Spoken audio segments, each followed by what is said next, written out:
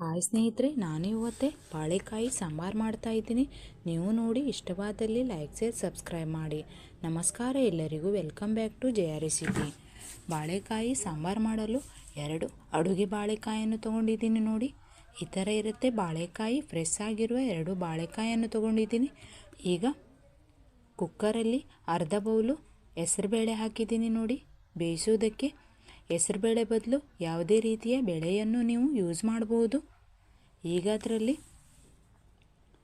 ಸ್ವಲ್ಪ ಉಪ್ಪು, ಸ್ವಲ್ಪ ನೀರು, ಬೇಳೆಯನ್ನು ತೊಳೆದು ಇಟ್ಟಿದ್ದೀನಿ. ನೋಡಿ, ಅದರಲ್ಲಿ 1 ಈರುಳ್ಳಿ, 2 ಟೊಮೆಟೊ, ಹಾಗೆಯೇ ಕಟ್ ಮಾಡಿಟ್ಟಿರುವ ಸಿಪ್ಪೆ ಸುಲಿದು ಕಟ್ ಮಾಡಿಟ್ಟಿರುವ ಬಾಳೆಕಾಯಿ ಪೀಸನ್ನು ಹಾಕ್ತಾ ಇದ್ದೀನಿ. ಈ ಸಾಂಬಾರು 4 ಜನರಿಗೆ ಆಗುವಷ್ಟು ಇರ್ತದೆ. ಸ್ವಲ್ಪ ನೀರು ಹಾಕಿ ಮುಚ್ಚಳ ಮುಚ್ಚಿ 3 ಸಿಟಿ ತರಿಸಬೇಕು. ಮುಚ್ಚಳ ಮುಚ್ಚಿ ಗ್ಯಾಸಿನ ಮೇಲೆ ಇಡ್ತಿದ್ದೀನಿ. ಅದು ಬೇಯೋ ತನಕ ಈಗ ಮಸಾಲೆ ರೆಡಿ ಮಾಡ್ಕೊಳ್ಳೋಣ. ಇದೇ ರೀತಿ ಬಾಳೆಕಾಯಿಯ ಸಿಪ್ಪೆಯ ಚಟ್ನಿಯ ರೆಸಿಪಿಯನ್ನು ಕೂಡ ಅಪ್ಲೋಡ್ ಮಾಡಿದ್ದೀನಿ. ಅದನ್ನು ಸಹ ನೀವು ಟ್ರೈ ಮಾಡಿ ಫ್ರೆಂಡ್ಸ್, ತುಂಬ ಸೂಪರ್ ಆಗಿರುತ್ತೆ. ಈಗ ಮಸಾಲೆ ರುಬ್ಬುವುದಕ್ಕಾಗಿ ಅರ್ಧ ಬೌಲು ಅಂತಂದರೆ ಅರ್ಧ ಹೋಳಿನಷ್ಟು ತೆಂಗಿನಕಾಯಿ ತುರಿಯನ್ನು ತುರಿದಿಟ್ಟಿದ್ದೀನಿ. ಹಾಗೆ 10 ರೂಪಾಯಿ ಪ್ಯಾಕೆಟ್ ಅಂಗಡಿಯಲ್ಲಿ ಸಿಗುತ್ತೆ ಸುವಾನ ಸಾಂಬಾರ್ ಪೌಡರ್ ಪ್ಯಾಕೆಟ್. ಯಾವುದೇ ಕಂಪನಿಯ ಸಾಂಬಾರ್ ಪ್ಯಾಕೆಟ್ ಪೌಡರನ್ನು ನೀವು ಯೂಸ್ ಮಾಡ್ಬೋದು. 150 ಗ್ರಾಮ್ ಸಾಂಬಾರ್ ಪೌಡರ್ ಪ್ಯಾಕೆಟ್ ಇದೆ. ನಾನು 10 ರೂಪಾಯಿ ಸಾಂಬಾರ್ ಪ್ಯಾಕೆಟ್ ಪೌಡರನ್ನು ಯೂಸ್ ಮಾಡ್ತಾ ಇದ್ದೀನಿ, ಸುವಾನ ಕಂಪನಿದು. ಹಾಗೆಯೇ ಸ್ವಲ್ಪ ಹುಣಸೆಹಣ್ಣು, ಅರ್ಧ ಟೇಬಲ್ ಸ್ಪೂನು ಮೆಣಸಿನ ಪುಡಿ, 1/4 ಟೇಬಲ್ ಸ್ಪೂನು ಅರಿಶಿನ, ಉಪ್ಪು ಮತ್ತು ಖಾರ ನೀವು ಎಷ್ಟು ತಿಂತೀರೋ ಅಷ್ಟು ನೋಡಿ ಹಾಕ್ಕೊಳ್ಳಿ. ಸಾಂಬಾರು ಪೌಡಿಯಲ್ಲಿ ಸ್ವಲ್ಪ ಖಾರದ ಅನುಸಾರ ಇರುತ್ತೆ, ಅದಕ್ಕೋಸ್ಕರ ನೋಡಿ ಹಾಕ್ಕೊಳ್ಳಿ. ಈಗ ಇದನ್ನು ನೈಸಾಗಿ ಮಿಕ್ಸರ್ ಜಾರಲ್ಲಿ ಹಾಕಿ ರುಬ್ಕೊಳ್ತೀನಿ. ಈ ಸಾಂಬಾರು ಇಡ್ಲಿಗೆ, ದೋಸೆಗೆ, ಅನ್ನಕ್ಕಂತೂ ಸೂಪರು ಫ್ರೆಂಡ್ಸ್. ನೀವು ಕೂಡ ಟ್ರೈ ಮಾಡಿ. ಜಾಸ್ತಿ ಎಣ್ಣೆ ಬಳಸಿದೆ ಸೂಪರಾಗಿ ಸಾಂಬಾರು ಮಾಡ್ಬೋದು. ಕಡಿಮೆ ಸಾಮಗ್ರಿಯಿಂದ ಬೇರೆ ಬೇರೆ ರೀತಿಯ ಸಾಂಬಾರು ಮಾಡುವುದರಿಂದ ಊಟ ಮಾಡಲು ಮಜಾ ಬರುತ್ತೆ ಫ್ರೆಂಡ್ಸ್. ರುಬ್ಬಿ ರೆಡಿಯಾಗಿದೆ ನೋಡಿ, ಮಸಾಲ ರೆಡಿಯಾಗಿದೆ. ಎಷ್ಟು ನೈಸಾಗಿ ರುಬ್ಬಿಕೊಂಡಿದ್ದೀನಿ ನೋಡಿ. ಈಗ ಅದೇ ರೀತಿ ಕುಕ್ಕರಲ್ಲಿ ಬೇಯಿಸಿಟ್ಟಿದ್ದ ಹೆಸರುಬೇಳೆ ಮತ್ತು ಬಾಳೆಕಾಯಿ ಕೂಡ ಬೆಂದಿದೆ. ಈಗ ಚೆನ್ನಾಗಿ ಒಂದ್ಸಲ ಮಿಕ್ಸ್ ಮಾಡ್ಕೊಳ್ತೀನಿ. ನಾನು ಇದರಲ್ಲಿ ಹಸಿಮೆಣಸು ಹಾಕಿಲ್ಲ, ನೀವು ಬೇಕಿದ್ರೆ 2 ಹಸಿಮೆಣಸನ್ನು ಆ್ಯಡ್ ಮಾಡ್ಕೊಳ್ಳಿ.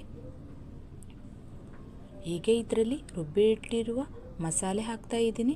ಸಾಂಬಾರಿಗೆ ಬೇಕಾದಷ್ಟು ನೀರು ಹಾಕಿ, ಹಾಗೆಯೇ ರುಚಿಗೂ ತಕ್ಕಷ್ಟು ಉಪ್ಪು ಹಾಕಿ ಒಂದ್ಸಲ ಮಿಕ್ಸ್ ಮಾಡಿಬಿಡಿ.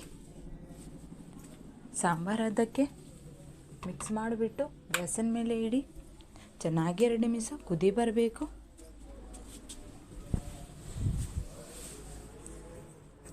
ಯಾರು ಬೇಕಾದರೂ ಫ್ರೆಂಡ್ಸ್ ಮಾಡ್ಬೋದು. ತುಂಬ ಈಸಿಯಾಗಿರುತ್ತೆ. ಇದೇ ರೀತಿ ಭಾಳಷ್ಟು ಸಾಂಬಾರು ರೆಸಿಪಿಯನ್ನು ಕೂಡ ನಾನು ಅಪ್ಲೋಡ್ ಮಾಡಿದ್ದೀನಿ ಫ್ರೆಂಡ್ಸ್. ಅದನ್ನು ಕೂಡ ನೀವು ಟ್ರೈ ಮಾಡಿ. ಹೇಗಿದೆ ಅಂತ ಅನಿಸಿಕೆ ಅಭಿಪ್ರಾಯಗಳನ್ನು ಕಮೆಂಟ್ಸ್ ಮೂಲಕ ಕಮೆಂಟ್ಸ್ ಮಾಡಿ.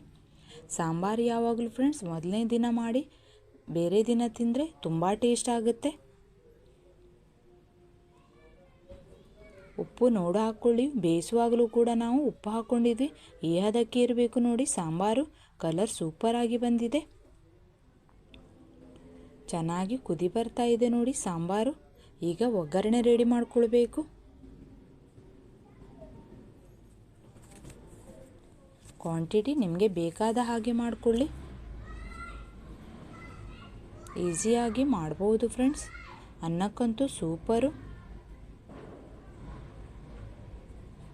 ಚೆನ್ನಾಗಿ ಕುದಿ ಬರ್ತಾ ಇದೆ. ಮಧ್ಯ ಮಧ್ಯದಲ್ಲಿ ಮಿಕ್ಸ್ ಮಾಡ್ತಾ ಇರಿ. ನಾನು ಡೈರೆಕ್ಟಾಗಿ ಕುಕ್ಕರಲ್ಲೇ ಮಾಡ್ತಾ ಇದ್ದೀನಿ. ಈಗ ಗ್ಯಾಸ್ ಆನ್ ಮಾಡಿಬಿಟ್ಟು ಗ್ಯಾಸಿನ ಮೇಲೆ ಸಣ್ಣ ಬಾಣಲಿ ಇಟ್ಟಿದ್ದೀನಿ. ಅದರಲ್ಲಿ ಈಗ ಅರ್ಧ ಟೇಬಲ್ ಸ್ಪೂನು ಸಾಸಿವೆ, 1/4 ಟೇಬಲ್ ಸ್ಪೂನು ಜೀರಿಗೆ, ಅರ್ಧ ಟೇಬಲ್ ಸ್ಪೂನು ಹಿಂಗು ಹಾಕಲೇಬೇಕು ಫ್ರೆಂಡ್ಸ್, ಇಲ್ಲಾದರೆ ಸಾಂಬಾರಿಗೆ ಟೇಸ್ಟ್ ಬರೋದಿಲ್ಲ. ಹಿಂಗು ಹುಣಸೆಹಣ್ಣೆಲ್ಲ ಹಾಕಲೇಬೇಕು. ಈಗ ಫ್ರೆಶ್ ಆಗಿರುವ 6 ಕರಿಬೇವಿನ ಸೊಪ್ಪು ಹಾಕ್ತಾ ಇದ್ದೀನಿ. ಹಿಂಗೆ ಹಾಕೋದ್ರಿಂದ ಸಾಂಬಾರಿಗೆ ಘಮ ಚೆನ್ನಾಗಿ ಬರುತ್ತೆ. ಹಾಗೆಯೇ 2 ಒಣಮೆಣಸಿನಕಾಯಿಯನ್ನು ಕಟ್ ಮಾಡಿಬಿಟ್ಟು ಹಾಕೊಳ್ಳಿ.